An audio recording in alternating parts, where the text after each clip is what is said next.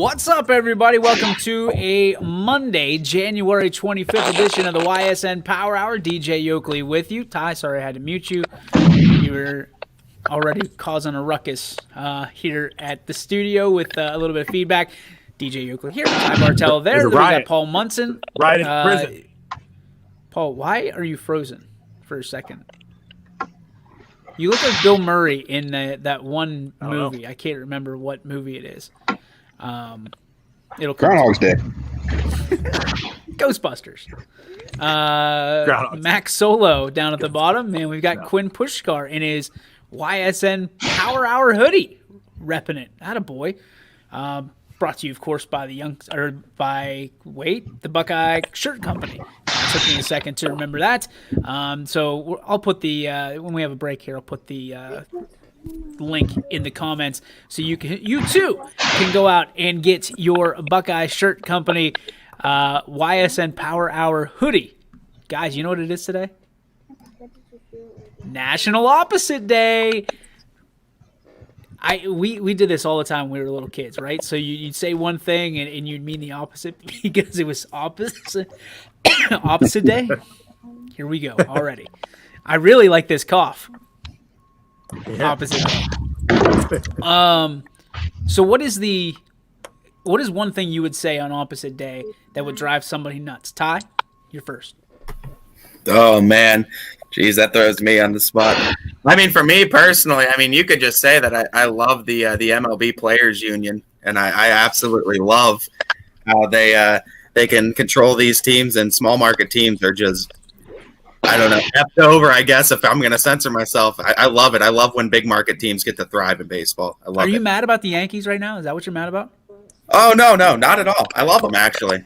One of my favorite teams. I love the big market teams. We'll get to it. All right, Paul, opposite day. What do you got? Oh, man. I think that, reliable sources is the best way to get all your information. Well played. Mac, what do you have? Ben Roethlisberger is a top 5 quarterback, and he's a GOAT. All right. I'll see that, and I'll raise you here in a second. Quinn, what do you have?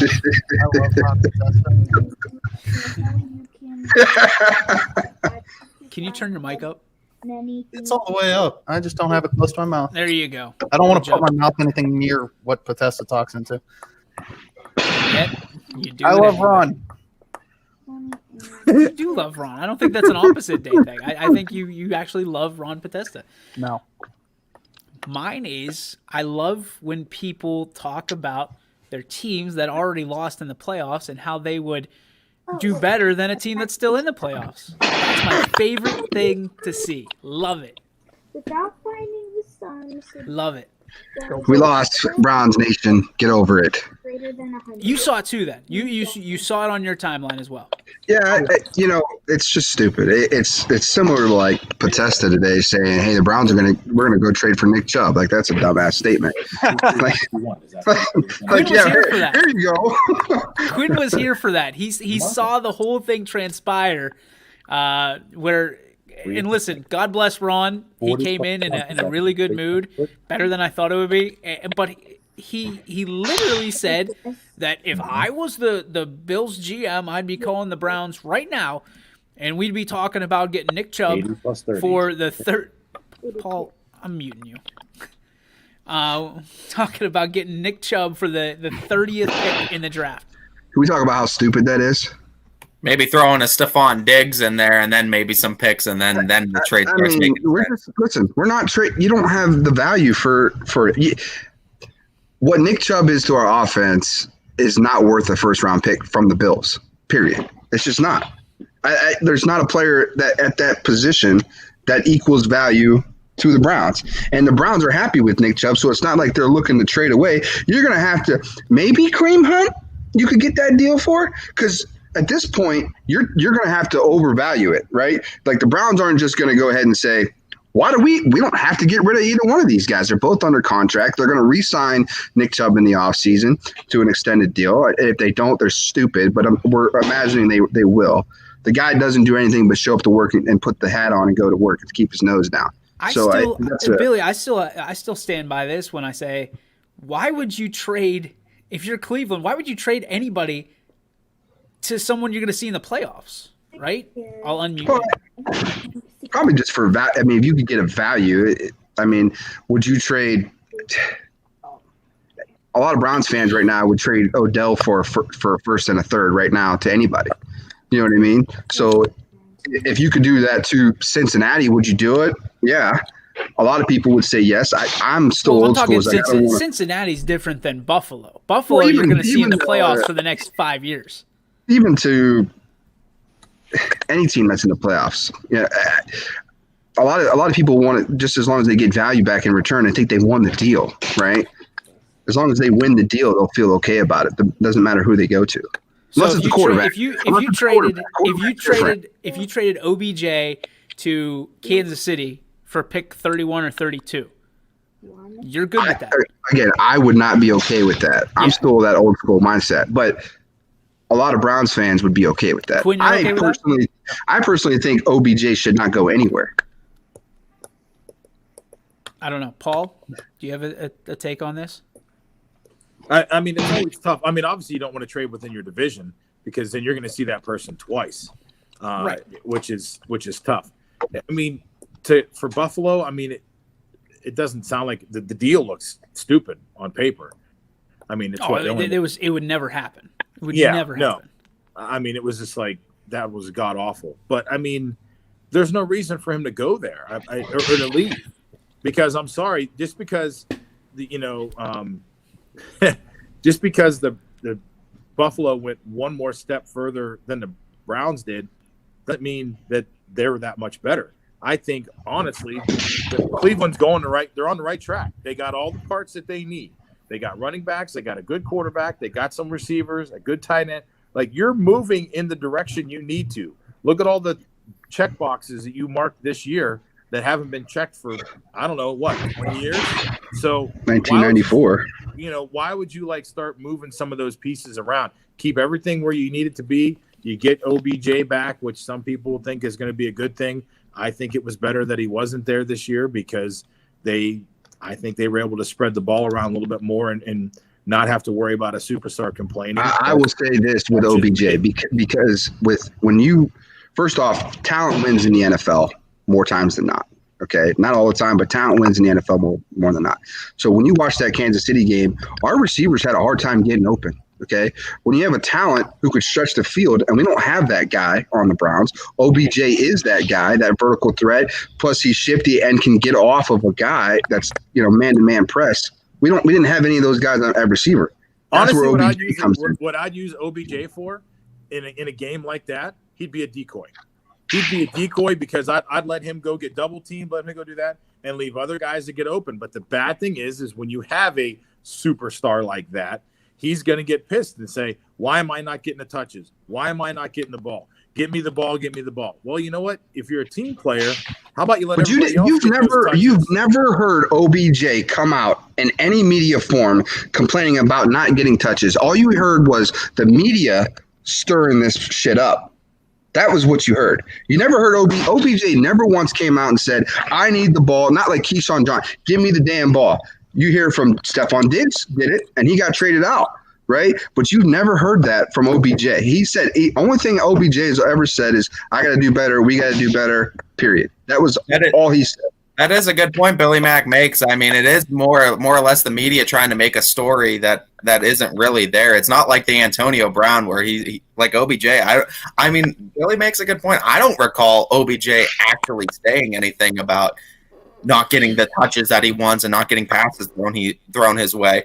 But I also agree with Paul's point too. I mean, I don't know if he's good with being a decoy, but if you do have a decoy on the offense, it's very valuable too. If you're taking a double team away, then someone's got to be open then downfield. I guess. Michael Page saying, I'd be surprised if you can trade OBJ before he plays again. Also, I want to bring this up. Browns would have beat the Chiefs and the Bucks. I think he's doing this because He's trolling me right now. He's Yes, trolling, he is. trolling what I put out there on social media. I stand by it. I stand by it. I just you lost. It's over. It's done. Beto says Poe need to give me my money. 3 exclamation points. Good luck. What was that one song? Gotta have my money.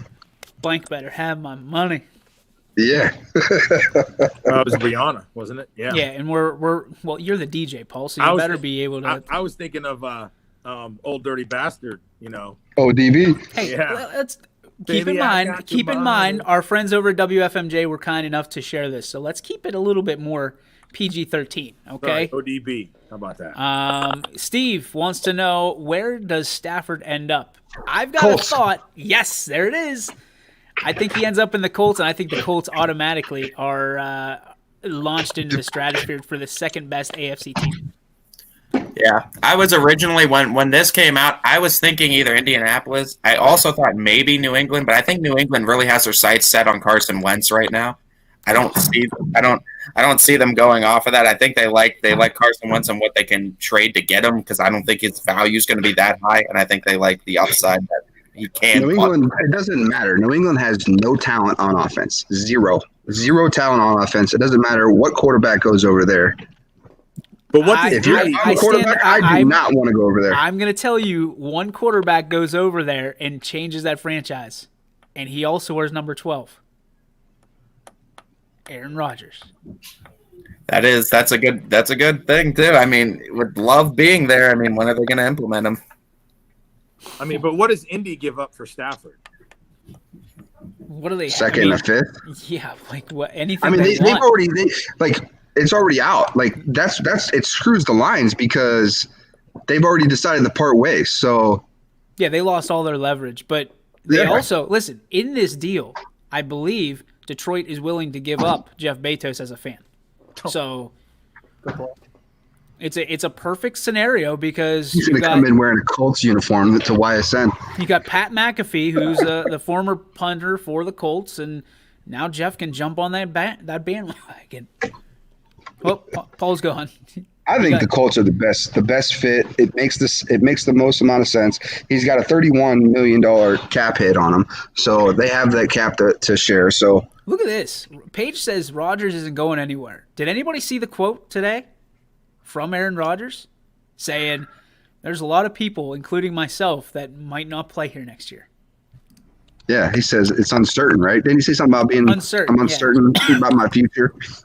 Yeah, I told you guys from the jump, Aaron Rodgers is not going to be in Green Bay.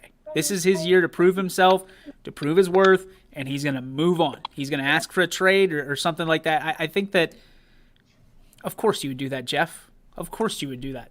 We know you would do that. You'd go to be a Colts fan.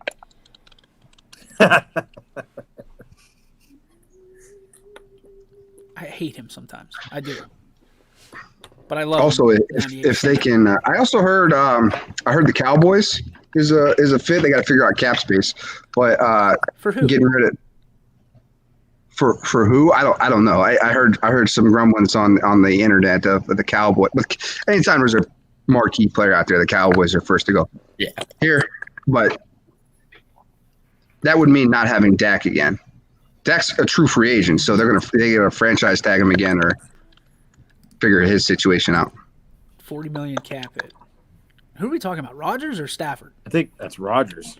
That's got to be Stafford is 31. Who isn't he? Stafford's 31. I was looking it up last night. Dreaming about Baker being traded to the Lions for Matt Stafford. It was more or less like a 3-team trade to get like Dak, and then You would There's a want try. Dak Prescott over Baker Mayfield? yeah, Wow. No, trying to win a Super Bowl. no confidence in your boy who just. What has got this you- guy got to do to prove it to you, Mac? Win a Super Bowl. I think Baker and Dak Prescott have the same amount of playoff wins, and Baker's only been to the playoffs once. And you're going to trade Greek yogurt commercials for progressive commercials. That's all. That's what you're looking at. God, that commercial that I seen last night. I almost threw up Go turn the lights out, babe. I just think it's funny. It's at home with Baker Mayfield because He's at home. Let's do some local here real quick while we have a chance. Jackie Grisdale of Poland becomes the all-time leading scorer for the Lady Bulldogs on Saturday, correct? So congratulations to Jackie. Anthony had the call. Our friends over at WFMJ were able to take the highlights and utilize them. And you talk about special talents in this area. We had a chance to talk about Drake Golden last week about being the all-time leading scorer at Crestview. Jackie Grisdale is, I believe, on pace to be the all-time letter winner at Poland Seminary High School. So you look at that, the family, the heritage that she has. Her dad is about ready to set 500 wins on Tuesday. If he wins tomorrow, it's his 500th win as a head coach. The lineage, just unbelievable. What a week for the Grisdale family. A week that we're proud to have here on YSN, but we talk about being the all-time leading scorer and having your name on that. Jackie Grisdale is a different kind of good, different kind of special when it comes to being an athlete, because she does it in every sport. Every sport she participates in, she's almost always at the top of the leaderboard. So congratulations to Jackie on a fantastic feat in basketball. We know it's very special to the entire family, and it was a very special moment for her. And she was first to say, I couldn't have done this without my teammates, which is what you always want to hear. When you're talking about special players, and Jackie's a very special one naturally, she's given credit. I mean, the majority of us has seen Jackie Grisdale of some form or fashion on a court, on a diamond, somewhere. Is it safe to say that she might go down as one of the best student athletes in Poland history, if not in the area's history, from her resume? Paul, you know her pretty well. I would say Poland's for sure. I mean, she the record that she broke was just set in 18.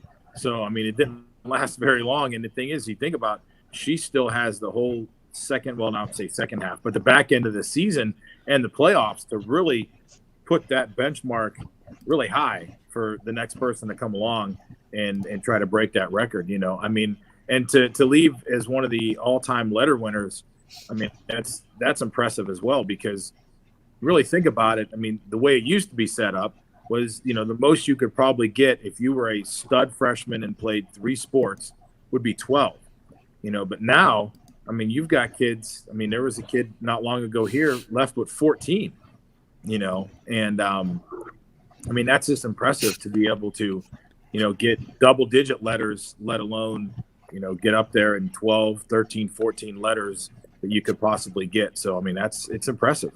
I mean, Paul, when's the last time you were in Chicago? Oh, let's see. I can't say because it may incriminate me. The Wet Bandits. Yeah. No, I was part of the Sticky Bandits. You have to be part of both of them, don't you? Yeah, I know. Harry? Yeah. Well, congratulations to Jackie Grisdale for her accomplishment. We're super happy for her. Wanted to make sure we brought that out before the first I break. love talking about these kids breaking 1,000 points and all-time records, and like it's pretty awesome. And what's crazy is there's been a whole bunch of that going on this year with 1,000 points and school records, and it's pretty sweet. I was going to say, to I don't remember this many in a row. You know what I mean? Like, there's been 5 or 6 of them already this year in a pandemic year. Yeah, I I mean, don't know if maybe it's because, like, a lot of these kids are the upperclassmen, the juniors, the seniors that are, like, just now hitting, and now we're getting this big bulk of them because there's so many upperclassmen getting ready to, break all this stuff. But, I mean, hey, it's great to see. Well, even in football, like, I got a chance to call 2 games where they got over the hump. The Crestview and LeBray game where Drake Golden, became the all-time scorer at Crestview. And then in football, Devin Carter breaks the all-time rushing record at LeBray High School. So, like, And again, I've never been a part of something like that, and it was pretty neat to call 2 games. I mean, for us, just to take a second, I mean, just appreciate the athletes we have in this area right now and the incredible things they've been doing over, I mean, from football season spanning into this. I mean, it seems like every day we're coming on this show with somebody broke this record or someone got over this threshold of 1,000 points. And I mean, it's just crazy how crazy good the athletes in this general area really are right now. Yeah. And Billy, you had 2 golden records. You got to do football and the basketball one. Yeah. Yep. Why the crazy? He just said he was there for when Golden broke the points, right, Billy? Devin. That was Devin Carter for football, and then for LeBray, and then Golden Drake for basketball for Crestview against LeBray. Oh, okay. So Michael Page, what jersey is that? This is my Tom Brady jersey. I got 3 of them. Off-market jersey. Yeah, it's not one you'd find necessarily in stores. So when I ordered it, I want the creamsicle jersey. Got it out, and I thought something was wrong with that. I thought something was odd because I thought creamsicle was like orange, like a lot more orange, and it is. And this is a golden jersey, almost more of a Washington Redskins throwback jersey. But again, I had to wear it because Podesta was here, and Anthony's obviously going to go for the Kansas City Chiefs. Tom Brady, to me, greatest quarterback of all time. I'm going to support him one way or the other. So you get the golden shower Tom Brady jersey. I do like that. That's the old school one, too. I like it. I do like that jersey. It's not creamsicle. It's more like pea-sicle, and it's not. I'm a little bit ashamed, but I'm not because of the price I paid for it. But I'll roll with it. But yes, it's a throwback Tampa Bay jersey. Been there, done that. Those wholesale sites get the best of us. Now I will say this. I've had worse. I've got a Pittsburgh Penguins jersey with Evgeny Macklin, which didn't go so well. So yeah, I wear it. I'm gonna die. Somebody take it for a second. So he's gonna die, and we don't want that to happen. So he better take a step. There he goes, takes a step, and now he's back. We're back. Pea-sicle jersey in hand on my body. So yeah. The Macklin jersey has happened. So I've got maybe 2 jerseys that got a raw deal on, but the majority of the other ones pretty good. Like I like the other Tom Brady jerseys I got too. So I threw up watching the Tampa Bay game though. Why? Like just listening to Joe Buck basically serenade in Tom Brady's glory just made me disgusted the whole game. Like the love fest that was going on between those guys made me throw up at least 3 times. You're not going to the Super Bowl at all. I'm not. You know what I'm going to do? I like Jim Nantz better than Joe Buck. Well, let me just tell you, Tom Brady and Jim Nantz are best friends. So if you don't like people talking about Tom Brady and his greatness. It was more I hate Joe Buck. And he does this shit all the time. It drives me nuts. I can't stand Joe Buck. I wish he would just retire or have like laryngitis for life. Well, did you see they did a shot of him and Aikman, and there was tissues and Hall's cough drops. So one of them was sick. Oh, maybe he's got. I'm not going to continue some that. of the things that happened on the Green Bay side. You know what I'd like to see? I'd like to see, and it'll never happen because they're both color guys. But it'd be interesting to see Aikman and Romo together. No. Because 2 former, quarterbacks in there. Because Romo basically he could be the play-by-play guy because he knows that stuff and he's impressive. As an announcer, he's very impressive because he calls the plays out sometimes. He's like, okay, they're going to do this. But that's what a color commentator does. It's not what a play-by-play guy does. I like that more than I like that as a play-by-play. How about that fight Saturday night? Super impressed with how competitive the entire card was. I just saw the highlights. I did not see the fight. Good. I heard Connor got whooped. Yeah, Connor got destroyed in like 2 rounds. Got absolutely brutalized. Nighty-night. Sleep tight. Glad I didn't pay for it. That's all I'm going to say. I mean, I have a hard time paying for those fights anyway. Ever since I was able to buy Rough and Rowdy from Barstool, I'll never buy another pay-per-view as long as I live. That's not Rough and Rowdy. I was a huge fan of that because they're average guys and girls fighting. Like, that's what I want to see. I don't like these professionals. Get out of here. I mean, like, I think the UFC's fixed anyway. So let's watch a couple dudes stroll out the bar. Anytime you have these referees that are able to stop a fight at any point in time to their discretion is, and sometimes not every fight, but you got some of these. But you got some of these fights that these UFC guys that are like, why did you stop the fight?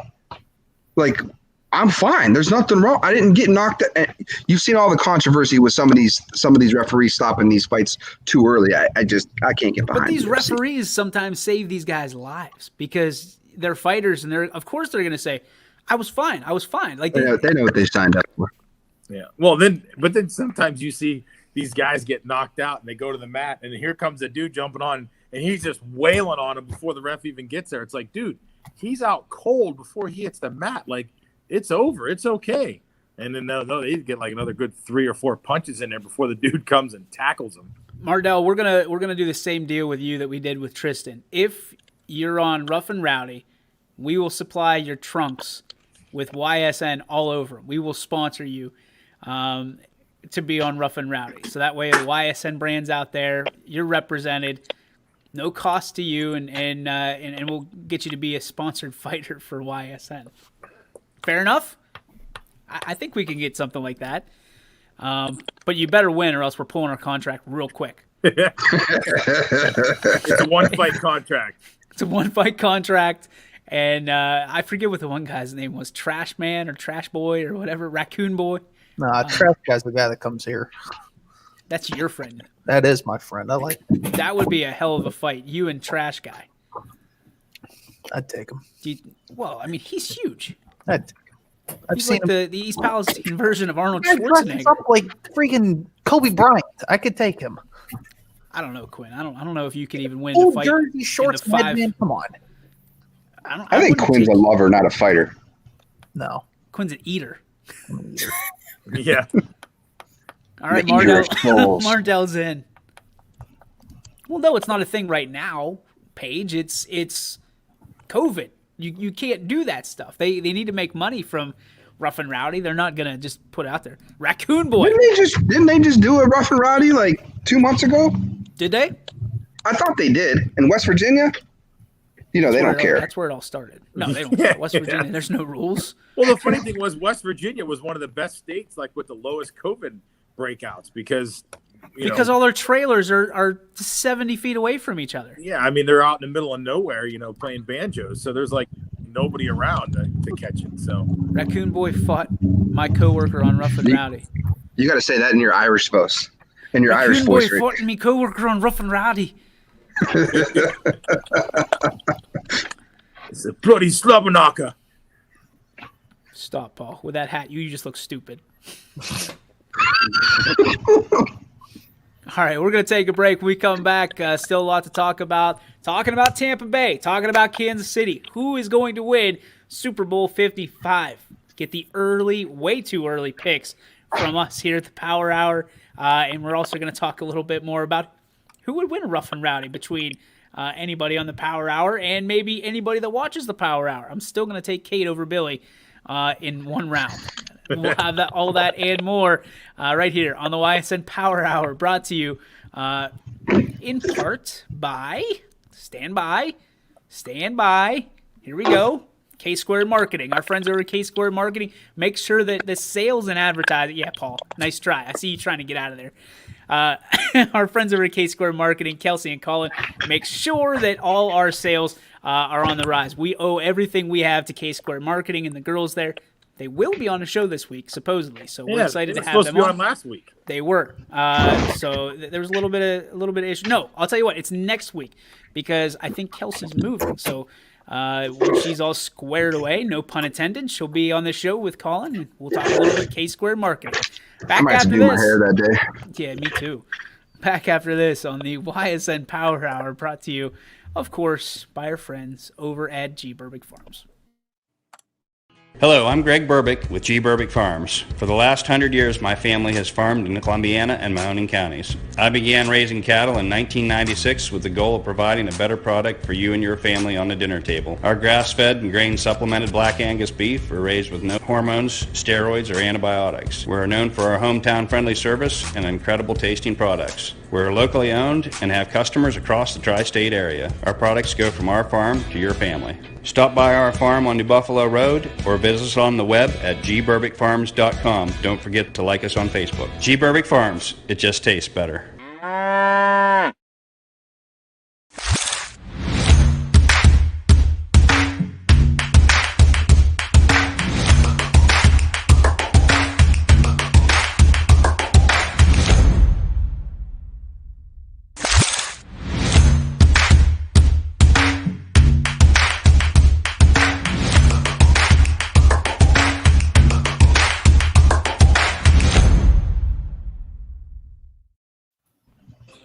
So I just looked at my Facebook account again. I'm getting all these notifications again from my social media of Browns fans that believe that they should be on their way to the Super Bowl.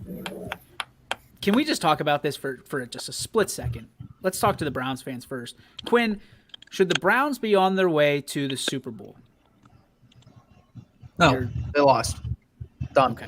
Lose. Just like the Bills. Lost. Would the Browns have beaten the Buffalo Bills? I don't know. We'll never know. You never know. 50-50. Okay.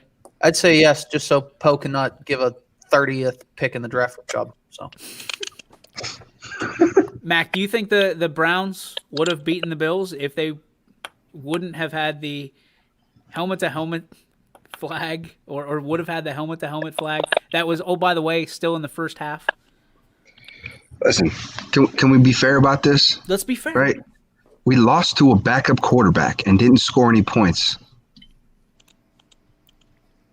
Like, we were facing a backup quarterback and we couldn't beat him. that's a good point. Period. Like, why are we having this discussion? And this is the other part that I'm a bitter Steelers fan. Trust me, I know my team lost. I know my team lost to the Browns. I'm not the guy saying that we deserve an 8th place ribbon, Schuster. So, I mean, you can sit there and you can mope all you want and say and blame it on Steelers fans just like you have for 20 years. But the reality is, it's the Browns fans crying about something that didn't happen. Your imagination continues to run wild on this. You didn't beat the Chiefs. You weren't going to beat the Chiefs. Because every time somebody says, well, if we would have got the helmet-to-helmet, well, if Patrick Mahomes was healthy, he would have put up 40 more on you. That's just how it would have been. So can we stop with the what-ifs? Whoa, don't disrespect. Listen, I'm standing right here. What?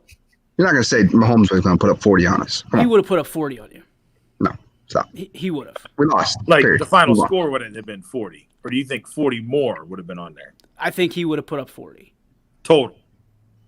Yeah. I don't know. Like, he would have beaten – the Browns would not have been in that ball game. It wouldn't have been that way. It wouldn't have been a last possession thing. So, interesting. Can someone please share the picture of Ben sitting on the seat? Like, I don't care. Like, it's funny. Relevancy is like I don't care. My team has lifted 2 Super Bowl trophies. I've seen it. The only thing I have left is for my Pirates to win the championship. Then I'm good for the rest of my life. That's it. That's it. Yeah, speaking of the Pirates, I seen a thing the other day. They were like the 7th most. They have the 7th most wins in the MLB in history. Yeah, I'll have to find that for you and send it to you. Well, they're about to go from 7 to 30 real quick. I love my Browns, but couldn't stop Chad Henne on 3rd and 14. They don't deserve it. Look at Scotty. Well, they did stop him. They did stop him on 3rd and 14. What about he 4th? just got 13. Let's see. No, but this was probably the best chance to get there. See, this is going to be the interesting time for the Browns because we've talked about this before. We've actually talked about it last year with the Chiefs. The Browns now have a window where they've got all these athletes, right? You're picking 26th now. You're not going to get the Power 5 superstars that you've been able to draft over the last 20 years. you've got to do your research. So Like, what's going to be you're not interesting? supposed to miss on the top 10. Yeah, Like, you're not supposed to miss those. You miss in 25 and up. That's where you take a chance and maybe get it like an athlete that fell or something like that. I also don't think it was their best chance to get there. I mean, I feel like that goes back to kind of what DJ was saying last week about you can't have the bitch and moan and complain about being the lovable losers anymore, because now you're all of a sudden you're a playoff contender. So I mean, stuck in victim mode. you gotta go into a different mentality as Browns fans now. I mean, you guys are winners now. Like, you should be expecting deep playoff runs now because you have the guys and the pieces to do it. Luke, the problem. What do you think I've been doing with Baker? I've been trying to tell you all this. This is what I've been trying to say for weeks. I think you're right. Baker's your guy. You're right, Billy. 7 in all-time wins. That's the part that you wanted to confront him on? Paul's still on baseball. No, I was just telling him he was right. They sit number West 7. Coast Paul strikes again. Yeah, we believed him the first time. We didn't need you to validate that. On all the teams ahead of him were all National League teams too. Except for the Yankees. Nope, the Yankees are 8. They're behind Pittsburgh. Ha! Suck it, Yankees. That's the only time we get to say that. So That's about it. Yeah.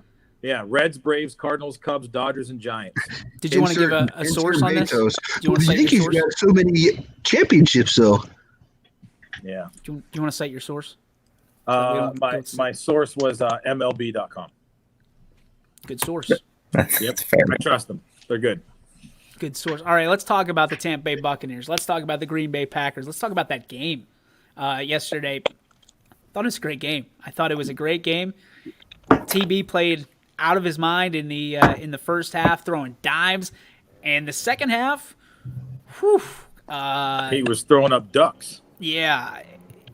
I mean, I texted all you guys. I feel like Mike Evans forgot how to play football for an amount of time there. Like, off They're his just not on the hands, same. They're just not on the defend same anybody. page. Yeah, It was They really bad. haven't been all season though either. like all 3 of his picks were to Mike Evans. Stand by my previous statement. Ahead of schedule. Okay, but that's a Potesta move, right? That's what Poe always said. Oh, they're a year or two ahead of schedule. Listen, the window is not going to be open forever. Like, you're going to lose Landry, you're going to lose OBJ, you're going to lose Baker probably. I mean, you can only keep some of these pieces along the way. And this is, I mean, look at the Steelers, look at the Patriots. I mean, look at any successful franchise in the NFL. The salary cap is what keeps everything competitive year after year. Browns fans need to understand there's not a I'm more of 20-year. a strike when the iron's hot kind of guy. Yes. This offseason should be about the Browns going all in, doing whatever they believe is going to get them to an AFC championship game and an opportunity to play for a Super Bowl. All they need to do is say, listen, we are going to build our team to beat the Kansas City Chiefs. That's what the entire focus should be on.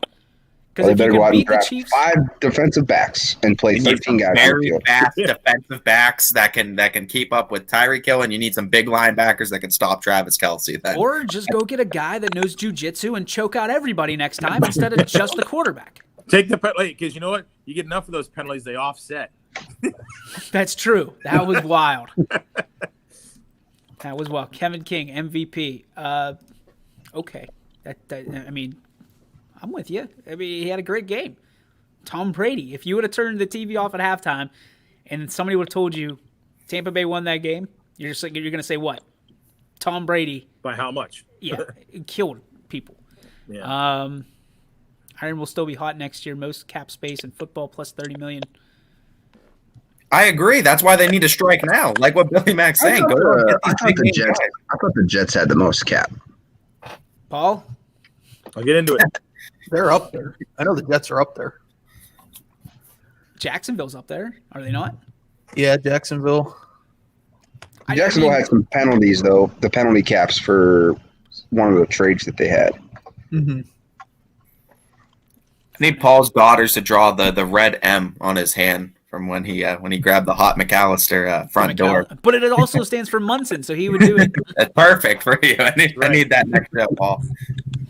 That's right. Interesting. Put it on there.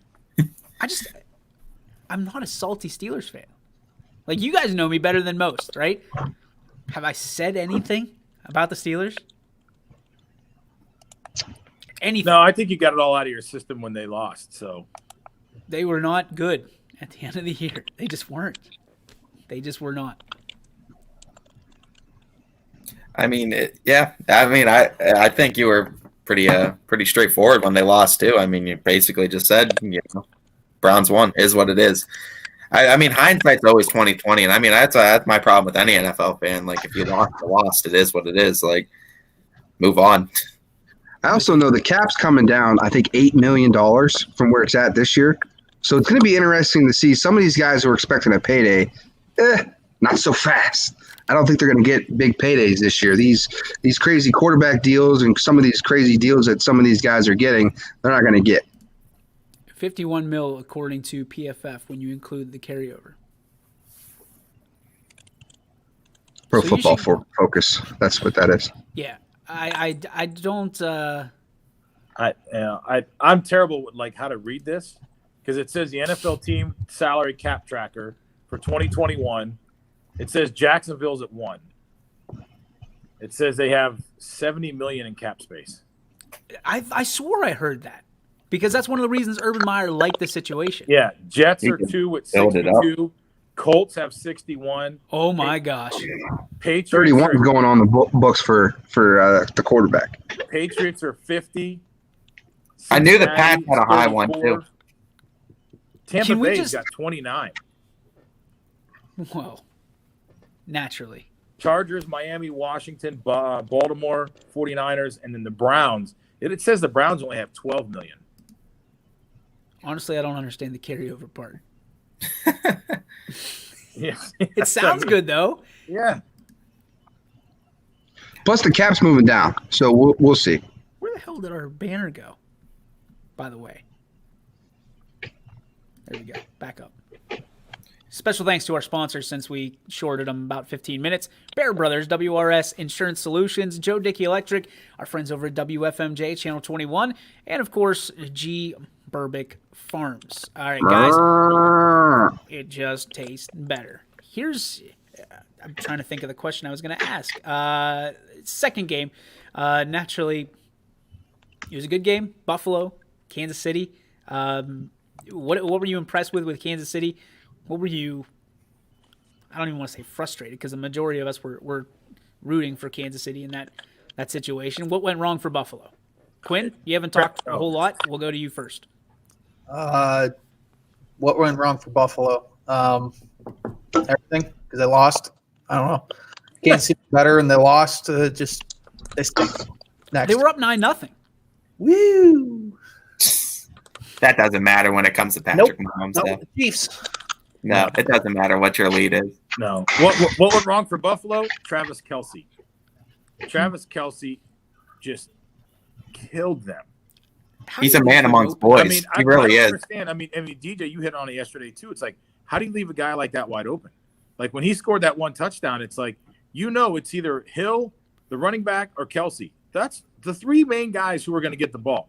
And you're inside the 10, and every team in the NFL loves to throw to tight ends when you're inside the red zone. He was wide open. Touchdown, any 5 of us could have caught that ball. Like if you're at the 30, if you're at your own 30-yard line, and Tyreek Hill, who commands 2 players in the defensive backfield, I can see that. I can see you got to pick your poison. You're not going to let him burn you deep. You got to let Kelce go, right? Let him run a 7-yard route, and then hopefully you can tackle him. What the hell were they doing inside the 10-yard line? Like Tyreek Hill can only go so far. Yeah, he's not getting a full head of steam to sprint anywhere. Yeah, so Kelce just came off the edge. He's like, "Hello." Nobody looked at him. Nobody even glanced at him. He just came off the edge and would just, like you said, Paul, he just kind of waved, and there the ball was, and he just walked into the end zone. Yeah. At week 14, he was the second leading receiver in the NFL as a tight end. Second leading receiver. He's essentially. I mean, I don't want to keep going on this boat, but I mean, he's the new Gronk. I mean, he's too. He's way better than Gronk. Oh yeah, no, but I mean, Way he's better kind than of Gronk. he's basically what Gronk was when he first came in. He's this big dude that is fast. So you don't have a defensive back that's big enough to guard him, and you don't have a linebacker fast enough to cover him. But he commands your respect down the field every single time. He's just a nightmare for defenses to try to game plan for. Steve Gilmartin trying to save our show here. Go ahead, Paul. And the thing was, and Billy slapped it away, and Ty brought it up. First thing I talked about this morning, one of the teachers that are here, he's a huge Patriots fan, and I said, obviously you're excited to see Tampa Tam, and he goes, Tampa Tom. Jeez, oh man, Tampa Tam. And, he's like, yeah, he had a jersey on underneath. He goes, yeah, that's who I'm rooting for. I was like, all right. And I brought up the Kelsey thing, and I said it was brought up last night with a friend of mine. We were talking, and he's like, my buddy's like, he goes, I think that guy is potentially one of the best tight ends of all time. And when I brought that up to the teacher this morning, he goes, no way. He goes, the best tight end of all time is Gronkowski. I'm like, you're saying that because you're a Patriots fan.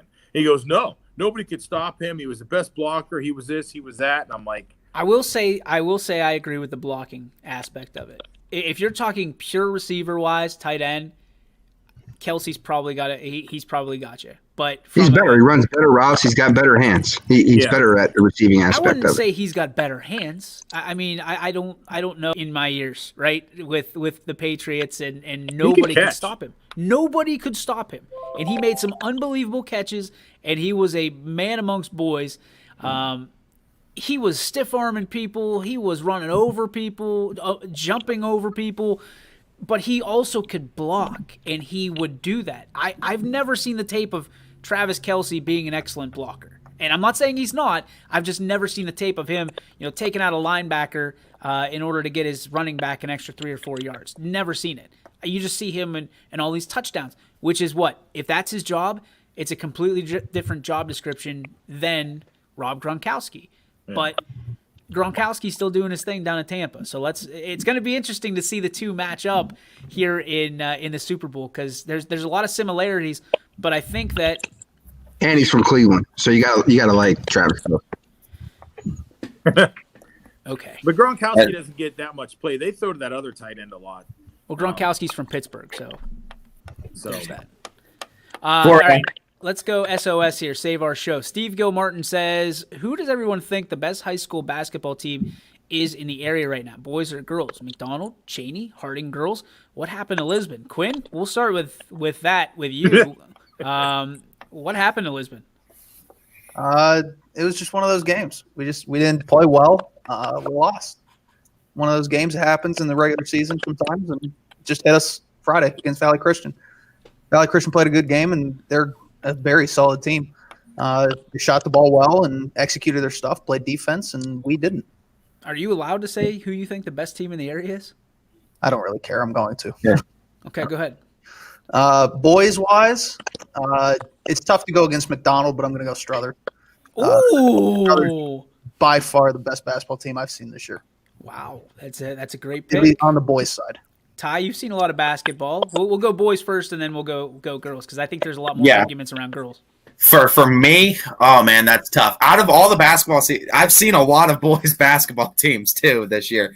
But for me, 3 teams that stick out: McDonald, Struthers, Cheney are in a different stratosphere. I feel like in competition wise, Cheney. It's hard for me to say Cheney's the best because they haven't won as many games, but they're scheduling so far above. They're scheduling like Massillon, Jackson, and St. Vincent, St. Mary's. They're scheduling these tough teams to make a deep run, and I think they're gonna make the deepest run in the playoffs. But as far as right now, putting up points was best team all around. It's McDonald for me. Just the way they can move the ball, and they always find that open shooter. I mean, everyone is on the same wavelength. Coach Franchischelli has a great program, and great respect for what he's doing with his boys over there. Muncie, how about you? I mean, I got to agree with Ty, because I've seen all 3 of those teams too. I've called all 3 of those teams in a game, and it's true. I mean, if you look at who Cheney's playing, I mean, the AD and the head coach there said, listen, besides playing our local city schools that we have to play, we're playing everybody way up top, because we're all making the playoffs no matter what anyway. So let's get ourselves prepared for the playoffs, and they've got a team. I mean, to go and watch Cheney play, it's a whole new animal to watch them play. But again, I was there for the McDonald Western Reserve game, and McDonald scored almost 90. I mean, and they can shoot the lights out. And then you look at Struthers. I mean, those Struthers boys, they can play. They got a great team there. I mean, they lost a couple guys from last year, and they didn't need to, do anything more besides slide a couple pieces in and just keep trucking. So I think they're all good in their own aspect. Like you couldn't put one against the other because that would be unfair. But if I had to pick one, I guess I'd pick Struthers. They're a pretty complete team. So I'd say them. All right. Max Solo. So we picking the boys and the girls team, Yeah, or we're one? going to go boys, and then the next round we'll go girls. Okay. I mean, outside of LeBray, I'm going to go ahead and go Struthers, because I really have only been around LeBray this whole year. I've seen some clips, but just from talking with Quinn, it sounds like Struthers is going to be the team right now that's playing the best. All right, I'm going to go with McDonald. As much as and Struthers is a difficult because they're what division are they, Quinn? I believe they're two. So they're 2 divisions up on McDonald. But man, what Coach Franciscelli is doing right now is incredible. Those kids are believing in not only the system, they're believing in their head coach, they're believing in their community, and I honestly believe that they step on that court and they believe they can beat anybody that's on the other side of that court. So I'm really interested to see how good this McDonald team can be. Struthers is nothing to sneeze at, though, man. They are the most athletic team I've ever seen in all of my years of not only covering basketball but watching high school basketball. This is an impressive team, and they do a great job. They're coached very, very well. And they've battled through some adversity here early on in the year that, again, similar to McDonald without maybe the shutdowns, but they've continued to answer the bell. So I'm going to go 1 McDonald, 1A Struthers with nobody getting playing the fence a little bit. But for girls, the most impressive girls team I've seen in this area has been Salem. Going through 3 shutdowns, 3 quarantines, and coming and playing a Marlington team that's ranked 3rd. It was unbelievable. They came back and won in such a way that it felt like they controlled the entire game, but they were down until like 3 minutes left in the 3rd quarter. And it felt like they were never out of it. Coach Hamilton does a great job over there, and obviously they've got 4 seniors that are leading the way, but they've got underclassmen that just fill in, and it's all about the team. So my vote goes to Salem. Mac, how about you? It's tough because you just picked the one I was going to pick with. That's why I thought I was asked the question so I could drop the bomb first. But I think that for me, I don't follow too many. I do LeBray girls. They're a solid team, but they're not the best in the area. Salem's playing at a different level, and every time you think they're supposed to lose, they win. Mm-hmm. So it's hard to argue that right now. And maybe they have a really good staff over there. I'm not quite sure who's on that staff over there, but oh wait, no, EB is on that staff. Yeah, they have staff over there. So it's got to be Salem to me. Months. If everybody's healthy, which will happen here in a couple weeks, I'm a homer pick. I mean, South Range has been rolling through teams, and I think they are one of the better teams in the area. I mean, besides having to play their league schedules, they're getting everybody back. Yeah. So I mean, the only person who's going to be out is going to be Gabby. Gabby had her surgery today, so Gabby's out. That's a pretty big name. So, but yeah, I mean, Izzy comes back, and so does Bree. So they'll have them back. And like I said, the premier matchup everybody wanted to see was, last Monday. And that's when, Izzy got hurt. It would have been them against Poland, which would have been, 2 superstars going after each other and Izzy and Grisdale. So, but I mean, again, Jeff Fischel, the head coach here, he said, besides our league games, we're going to play again. We're going to play up. They traveled up to Cleveland and played a couple of those schools, and they played a lot of tough schools because he's said the same thing. We've always said iron sharpens iron. So they played a lot of tough teams, and they're putting up points, man. They're putting up 60, 70, 80 points every time they hit the floor. So they're impressive. All right, Quinn. So I've got two of them. The first one's Harding. They're a very solid team, 9-1 on the year, but they're not a YSN school, so I'm not going to talk about them. Not a man. The number one team though for me is Poland. And being a Campbell guy, it pains me to say that, but Coach Blanche is doing a great job with Poland. They're 13-1, 13-game win streak. They lost their first game this year to Salem by 5, and that was early in December. Might have been like the first day of December, or something like that. But they're outscoring teams by I think 250 combined points, something like that on the year. They're rolling. And nothing against South Range and Paul, but until they play, I think Poland has that little matchup as of right now. But I think between those two teams, one of those two will own the crown of the best in our area. All right, Ty, how about you? Finish us off. I mean, honestly, I'm pretty much on the same wavelength as Quinn over there. He pretty much kind of stole the thunder. Harding is one, but I mean, like I said, not a YSN school. Not going to talk about them, but I've seen them. They were impressive. But Poland is the other team. And I mean, I haven't had a chance to see Salem, so I can't speak on their part. But it seems like ever since Poland lost that first game to Salem, they've been on a different level as far as competition wise, and they've been playing at a different level. And being able to actually see a couple of Poland games and seeing what that big three can do, led by Jackie Grisdale, it's really really incredible how their offense rolls. And I think Poland is probably the team to beat going forward. I'd love to see another Poland-Salem matchup though, coming towards the end of the season, because I think that's going to be the pinnacle of competition for girls basketball. Careful what you wish for. You might just get it. All right, so let's get to our G. Berg Farms filet, or what is your beef? Let's go with Quinn. Lead us off today, please. Oh, jeez. No piggybacking off anybody today. My beef is with my buddy Steve chiming in there, throwing shots at me in Lisbon. I get text messages from a couple people and all that stuff. So that's my beef. Steve, I'm coming for you one day. One day. Don't know when. Whenever you get back from vacation, I'm coming for you. All right. Ty.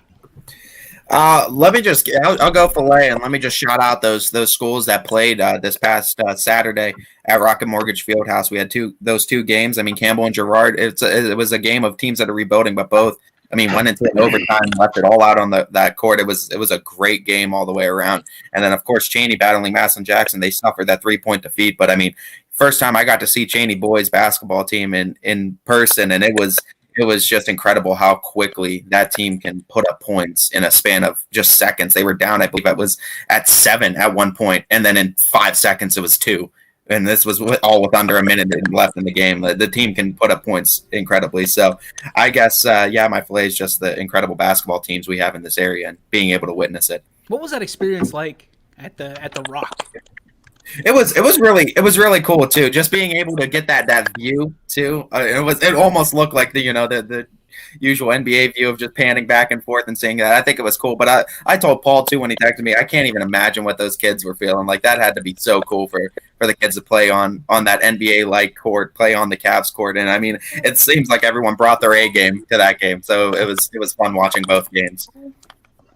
Harry Munson, go ahead. Mine is a beef, and my beef is starting a new semester because I get a whole new group of kids in here. They pack my room. I can't be in here half the time. I got to pack them up and go somewhere else. Like it's been a terrible day. Just not a fan of it until you get like a week or two into it, and then things kind of like pan out and you work it out and figure out where you're going to be. But with this pandemic, we can't have full classrooms. I can only have 30 kids in here. And they pack it in, and then I got to leave and go somewhere else, and it's a nightmare. It's been a pain in my ass all day. So, yeah. And to your thing, Quinn, too, Steve gives me crap all the time. I mean, big fan of ours because he sent me pictures, and he has like 3 games on at a time, and it's great. He's on laptop, he's on his phone, he's on his TV. He's told me I'm a jinx for a certain team, and I have him twice this week. So you're jinx for everybody, Paul. Yeah, I love Steve. All right, Mac, what do you got? I have a beef and a filet. So first off, my beef is with Jeff Bezos for last second bailing out on me for our game that we were supposed to do Saturday. Comes up with this make-believe story that people he knows that are getting engaged, which is false because he doesn't know anybody that's getting married. There was pictures. I saw him, Billy. He Photoshop. It's a thing. I don't know if you knew that. So He doesn't know how to do it. yeah, but Jeff will go to the ends of the earth to like convince everybody his lie that he's telling is true. So like that's a real thing. And then my filet is with Quinn. Quinn came through all the way out to La Brea on Saturday night and did play color with me. So Wow. I didn't even know this was going on. You know why? Because I was watching and announcing East Palestine versus United. Whoa. Whoa. I can only have 30 kids in here. That's a graduating class at Sebring. Yeah, that's a small study hall here. Paul, do you have like a little trolley for your snacks when you move rooms? I can't. No, I leave them all here. They come get them at the beginning of the period, and then they leave and go to where they're supposed to go. I So see Paul as like a flight attendant walking down the hallways with his little trolley. no, it all stays right here. Because then I got to worry about the money, and then kids stealing something. So I have my money. My beef is going to be with people that don't understand still to this day how to use social media. It's been out since 2002, Facebook, I believe. So if you don't know how to use Facebook by now, and it's been almost 20 years, hang it up. Like, just let it go. Like, it's already passed you by. I've got people, that are trying to answer me, and they're saying they agree with someone who's not even on the thread. Pass. Like, just let it go. And last night will be the last time I ever come out and try to grill a Browns fan, because I'm a salty Steelers fan, apparently. So, again, just my personal observation that on my timeline. I apologize if I hurt anybody's feelings that is a fan of the Cleveland Browns, but I'm sorry. When you lose, you're done. You don't get to talk anymore. It's just not how it works. You lose. Same way that the Steelers lost, and you didn't hear a peep out of, I'm not going to say anybody, but you didn't hear a peep out of me. So that's going to do it for our show. Tuesday, do we try trivia again? Do we try it? Daddy, one more. Ty, are you going to ruin the fun for everybody? I could not show up if we want to do that. I could take a day off of the Power Hour if we want a more competitive trivia Tuesday. We should have a The ton. last time when you popped in. You answered every You could have me as a lifeline. You use me as like a phone a friend if you want to do that. phone a friend. We'll figure something out. We'll talk about it. All right, that's going to do it for the YSN Power Hour. We'll see you tomorrow, 3 to 4, right here on YSN. See ya.